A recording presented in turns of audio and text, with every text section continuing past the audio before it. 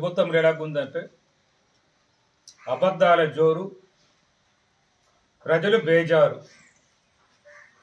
అబద్ధాల జోరు, ప్రజలు బేజారు అలాగుందన్నమాట. ప్రతి ఒక్కరు అబద్ధాలు చెప్పడమే. అటు గౌరవ ముఖ్యమంత్రి గారు కావచ్చు, ఇటు మన గౌరవ మంత్రి గారు కావచ్చు, నిజాలు చెప్పమని ప్రజలు కోరుకుంటున్నారు.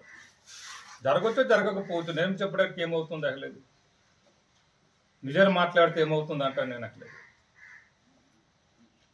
అందుకే నేను ఇంతకుముందు కూడా నేను చెప్పాను, ప్రజలకి అడిగాను, మిమ్మల్ని కూడా అడిగాను. నేను ఎక్కడైనా ఎన్నికల సమయంలో హామీలు ఇచ్చి తప్పిపోయింటే కొంచెం గుర్తు చేయండి, నేను సరిదిద్దుకుంటాను, సరి చేసుకుంటాను అని కూడా చెప్పడం జరిగింది. ఇప్పుడు చెప్తున్నది ఏమిటంటే అంతా మేమే చేసేమో ఇంకెవరు చేయలేదు అన్నట్టు చెప్తున్నారు. అట్లా హామీలు ఇవ్వడంలో జోరుగా ఉంటారు, హుషారుగా ఉంటారు. మీరు అమలు చేసేటప్పుడు మరి దిగాలు పడతారు, ముఖం విలవెల్లాడిపోతే బలపడిపోతుంది అనమాట. అందుకే మాటలన్నీ విని ప్రజలు బేజారు పడుతున్నారు అనమాట. బేజారు పడడం విసుగు చెందడం, బేజారు అంటే విసుగు చెందడం, బాధపడడం, ఒక విధంగా చెప్పడం అంటే భయపడడం కూడా. దానికి అర్థం అసలు బేజారు అనేది. ఇంకా టీడీపీ నాయకుల సంగతి మనందరికీ తెలిసింది. ఏదో మేమే చేసామని ప్రతిదీ కూడా ఆకాశానికి ఎత్తేస్తారు. అరేబియా సముద్రాన్ని కూడా ఇక్కడే తీసుకొస్తున్నామని చెప్తారు.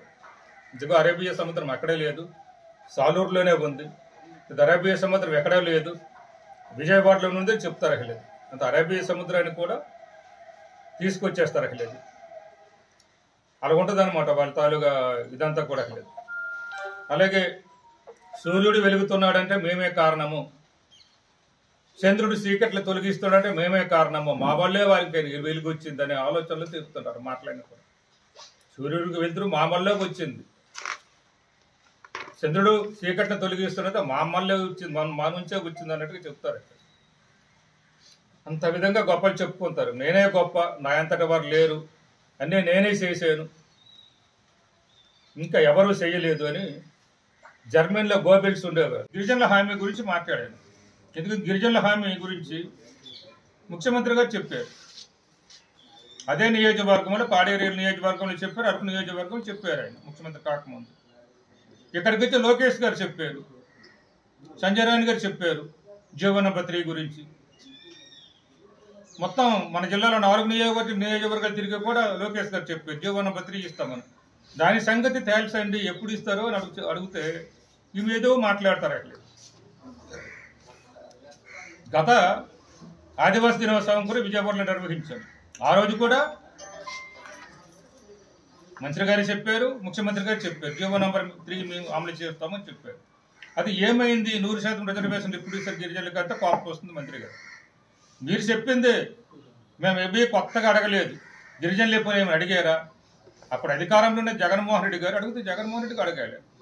ఏం జగన్ ఎప్పుడు ఇస్తాము 100% రిజర్వేషన్? జగన్ అడగలేదు, చంద్రబాబుని అడగలేదు. కానీ ఓట్ల కోసం మేము జీవో నంబర్ 3ని ఇస్తున్నాము లోకేష్ చెప్పారు, ముఖ్యమంత్రి గారు ఇప్పుడున్న ముఖ్యమంత్రి గారు చంద్రబాబు నాయుడు చెప్పారు, మంత్రి గారు వీళ్ళు చెప్పారు. దాన్ని అడిగితే చిరాకు అనమాట, దాన్ని అడిగితే కోపం అనమాట.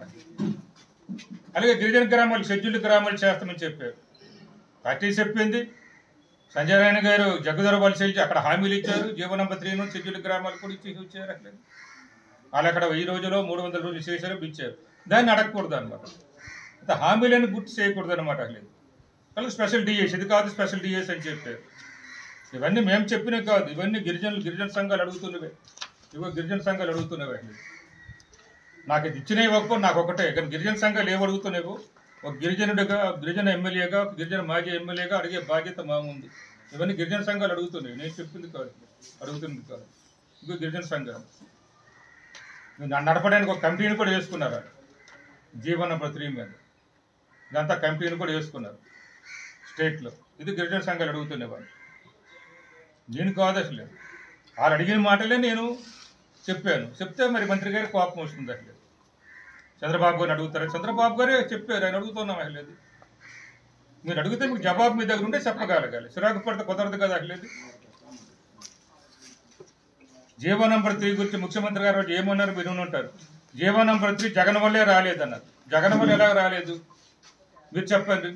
జీవో నంబర్ 3ని చంద్రబాబు నాయుడు గారు ఇచ్చారు, మేము కాదనడం లేదు, ఆయన ఇచ్చారు. 2000 ఇచ్చారు. ఆయన ఇచ్చినట్టుగా హైకోర్టులో కేసు పడింది. ఆ తర్వాత 2002లో సుప్రీంకోర్టులో కేసు వేశారు. కేసు వేసేటప్పుడు ఎవరు ఉన్నారు? చంద్రబాబు నాయుడు గారు ముఖ్యమంత్రి గారు 2002కి. కౌంటర్లు ఆయన అయ్యాడు, ఆయన ప్రభుత్వం.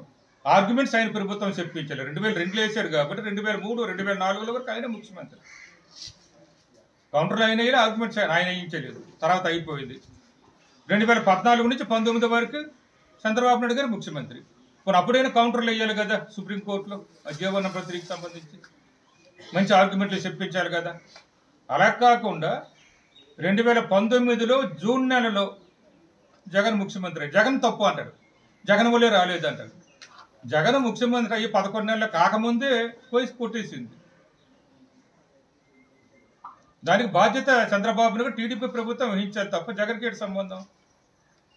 అది తప్పు అంటున్నాం మేము. అసలు చేయలేము, చేస్తామని చెప్తే పర్వాలేదు.